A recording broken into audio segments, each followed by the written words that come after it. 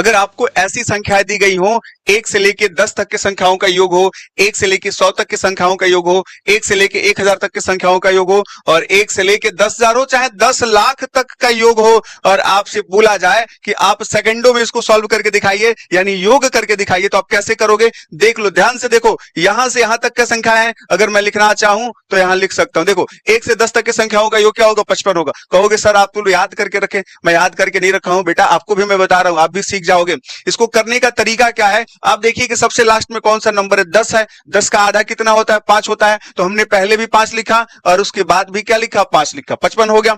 अब देखो, अगर उसी तरीके से इसका योग लिखना है तो क्या लिखोगे? 1 से लेके 100 तक की संख्याओं का योग चाहिए, तो 100 का आधा कितना होगा भाई? 50 हो जाएगा।